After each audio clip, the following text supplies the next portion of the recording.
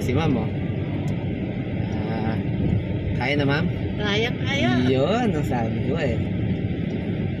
Slow down lang ma'am, konti ma'am. Para lang natin mapagbigyan yung tumatawid na. Ayan, oh, kami naman kanina lang eh medyo kaba-kaba pa na, ma'am. Taas ko na yung pa. Tataas ko na yung pa ako, ma'am. Hindi na ako mag-aalalay sa'yo. Kaya mo na eh. Diretso na tayong Bicol, ma'am, ha? Oo.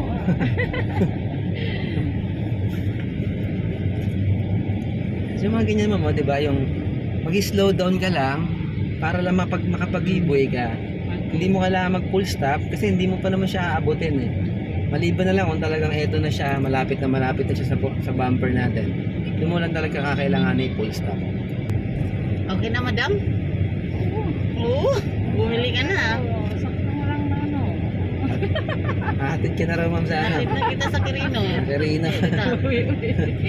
Diba? Ayan na po, oh. Si ma'am, oh. Nandito na kami sa Marikina. Bali, nilalaro na lang ni ma'am yung driving. Oh my goodness. Namamasyal na lang kami. Masyal na lang, no? Makikita mo rin, ma'am, no, yung brake light nila, no, yung kulay red. Basta pag umilaw na yon, ibig sabihin kailangan mo na rin mag half brake noon. Yan, kaya niya, no, naka-brake na siya. Pero kung medyo malayo pa, okay lang na muna na release lang yung gas. Pwede naman yun. Kasi pag nag-release ka ng gas, medyo babagal na rin naman na yan.